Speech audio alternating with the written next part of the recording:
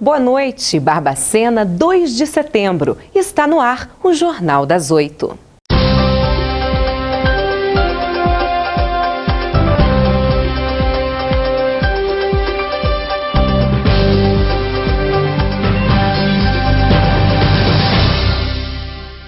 O Índice de Desenvolvimento Humano Municipal de Barbacena cresceu nos últimos 20 anos. O resultado apresentado pelo Programa das Nações Unidas para o Desenvolvimento destaca Barbacena entre os 250 municípios do país, com o melhor índice de desenvolvimento. Barbacena possui aproximadamente 130 mil habitantes. Quando a gente pergunta se a cidade é um bom lugar para se viver, as respostas variam. É uma cidade que ainda está em fase de crescimento, mas tem muitas oportunidades sim, só basta querer. Você considera Barbacena um bom lugar para se viver? Mais ou menos, né? A alta taxa de criminalidade está aumentando, né? Mas, de acordo com o Programa das Nações Unidas, o Índice de Desenvolvimento Humano da cidade, o indicador que avalia a qualidade de vida dos moradores, cresceu e muito nas 2 últimas décadas. O Índice de Desenvolvimento Humano é um índice que eu acredito que ele está ainda caminhando para uma progressão, né? É uma base que se tem para poder medir o que de bem-estar existe na comunidade ou na sociedade como um todo, né? E ele serve também para medir a diferença que existe entre países. Alguns fatores, como educação, renda e longevidade, são avaliados para que as cidades possam receber a nota. O IDH de Barbacena quase dobrou nos últimos 20 anos e o fator que mais chamou atenção foi longevidade. Isso significa que a expectativa de vida do barbacenense aumentou. Antes, a média era de 68 anos. Hoje, esse número subiu para 77. Barbacena é uma cidade que comporta uma boa parcela de aposentados, né? Então, esses aposentados de Barbacena não é em função das indústrias que aqui estão. Eles saíram do município, foram trabalhar em outros lugares, até em outros países, e retornaram para aqui morar, porque aqui é um excelente lugar para morar, né? Só que essas pessoas vêm também com seus vencimentos, né? com as suas aposentadorias, e isso faz, né, o comércio de Barbacena movimentar. Comparando as cidades mineiras, Barbacena está entre os 20 municípios com melhor IDH, avaliado em 0,769. O valor máximo que pode ser obtido é 1, e quanto mais próximo desse número, mais bem colocado está o município. Para se ter uma melhor noção, Barbacena superou o índice de Minas, que foi de 0,731, e até mesmo do Brasil, avaliado em 0,727. Todo IDH alto é considerado positivo, só que ele interfere seriamente nas políticas públicas, né?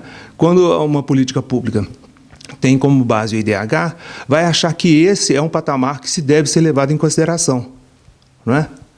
E como ele trabalha com a média, não é a realidade. Então, as políticas públicas podem ser deturpadas em função de levar em consideração o IDH alto. Atualmente, cerca de 8% da população de Barbacena está concentrada na zona rural. Este posto de saúde, por exemplo, atende cerca de 300 pacientes da região por semana. O atendimento é considerado básico e, quando o caso é mais sério, o médico precisa encaminhar para o centro da cidade. Apesar do crescimento do IDH, Barbacena poderia ter um índice ainda mais alto se o cuidado com a zona rural fosse maior. A preocupação com o rural ou com a periferia está sendo deixada de lado porque a média do centro puxa o IDH de Barbacena para um patamar que é considerado alto. Renda e educação também apresentaram aumento segundo a pesquisa. Mas, de acordo com Ronaldo, Barbacena precisa de mais investimentos no ensino, já que hoje a cidade possui cerca de 15 mil analfabetos. O Instituto Federal Sudeste de Minas, campus Barbacena, recebe até o dia 10 de setembro pedidos para a isenção da taxa de inscrição do processo seletivo de 2014. Os interessados devem procurar o setor de protocolo na rua Monsenhor José Augusto, 204, bairro São José. Outras informações no site www.ifsudestemg.edu.br ou pelo telefone 3693-8612.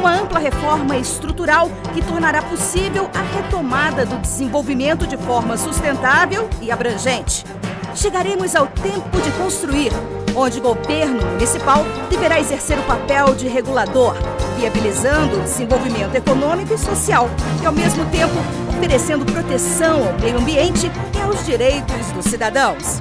E, afinal, vamos viver o tempo de transformar, quando teremos a cidade que todos vão se orgulhar de viver e amar. Barbacena, uma cidade para acreditar, construir e transformar.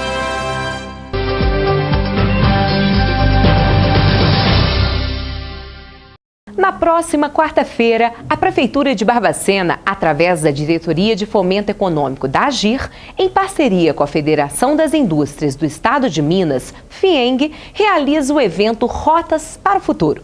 Quem tem as informações é a repórter Michele Beckman. Pela primeira vez, será realizado em Barbacena o evento Rotas para o Futuro, com o objetivo de expandir a área industrial de Barbacena. Eu converso agora com Felipe Alvim, diretor de Fomento Econômico da AGIR, que tem mais informações.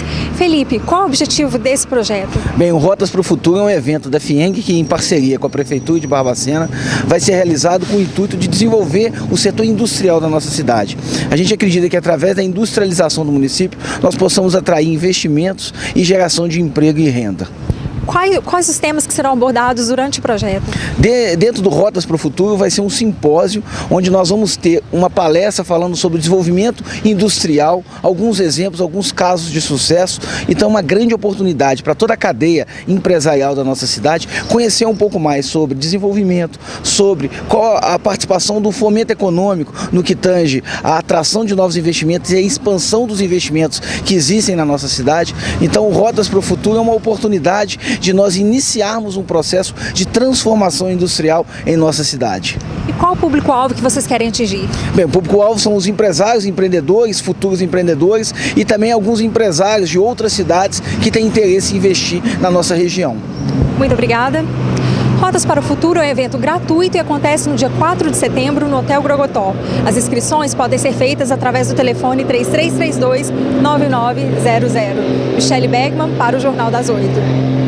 Hoje em dia, as crianças dão uma verdadeira aula pra gente quando se trata de tecnologia, não é mesmo? Mas os pais precisam ficar alertas. Tempo demais no computador pode ser prejudicial ao desenvolvimento da criança.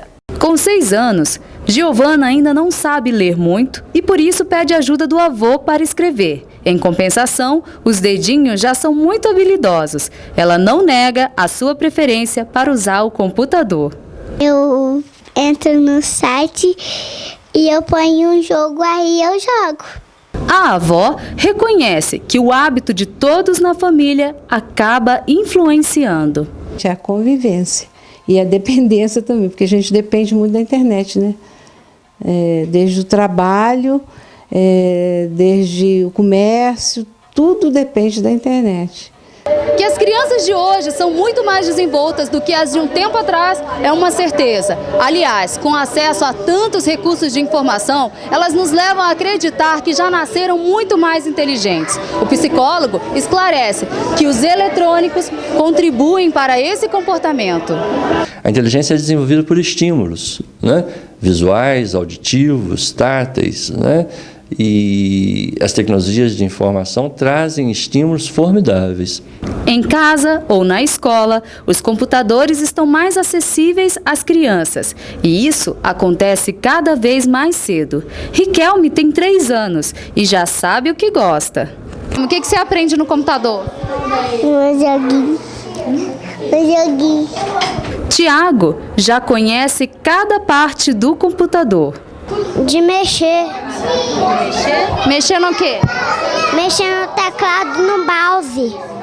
Algumas escolas já se renderam à força da tecnologia e agora adotam aulas de informática na grade curricular. A gente percebe que hoje em dia as crianças são muito tecnológicas, então a gente resolveu usar a tecnologia como uma aliada na aprendizagem, porque eles aprendem o conteúdo de uma forma lúdica e de uma forma prazerosa para eles, assim fica mais fácil de fazer a assimilação do conteúdo.